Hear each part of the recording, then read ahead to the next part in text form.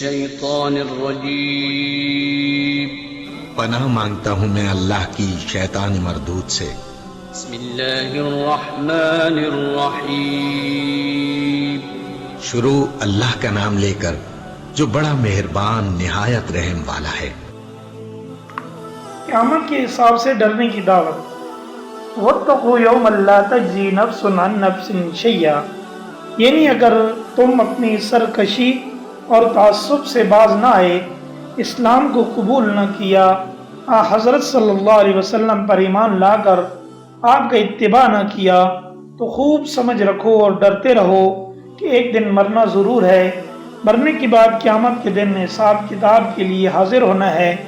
اس روز وہاں عذاب الہی کو کوئی شخص کسی طرح دفع نہ کر سکے گا، نہ تو کوئی شخص تمہاری ذمہ داری لے سکے گا کہ تمہاری جانب سے تمام حقوق و محاسبہ اپنے سر پر لے لے، نہ کوئی تمہاری سفارش کر کے عذاب معاف کرا سکے گا، نہ کوئی مال و دولت یا کوئی اور معاوضہ دے کر تمہارے جرم کا عوض دے سکے گا، اور نہ یہ ممکن ہے اور رہائی کی کوئی شکل نہیں۔ تو پھر تم کو عذاب الہی کا خوف کرنا چاہیے اور اسلام کو قبول کر کے شریعت محمدی کا پیروکار بن جانا چاہیے۔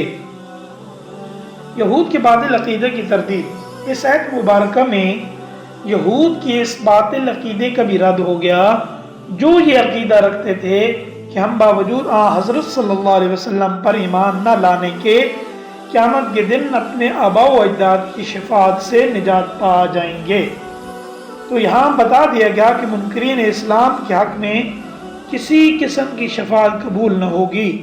یہاں یہ بات ذہن میں رکھی جائے کہ اس آیت میں مطلق شفاعت کی نفی نہیں کی گئی، بلکہ کفار و منکرین اور اسلام سے انحراف کرنے والوں کی شفاعت کی نفی مقصود ہے۔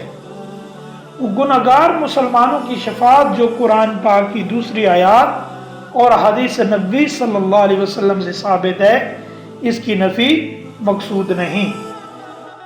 حق تعالی شانہ سے دعا ہے کہ حق تعالی شانہ نے جو ہم کو امت مسلمہ میں پیدا فرما کر شرف و فضیلت بخشا، اور اللہ تعالی ہمیں اس شرف و عزت کو قائم رکھنے کی توفیق عطا فرمائے، اور حضور اکرم صلی اللہ علیہ وسلم کا پکا اور سچا امتی ہونا نصیب فرمائے، اور اے اللہ ہمیں ہر طرح کی کجی گمراہی سے محفوظ رکھ اور قرآن پاک کا اتباع ہر حال میں نصیب فرما۔ وآخر دعوانا ان الحمد للہ رب العالمین۔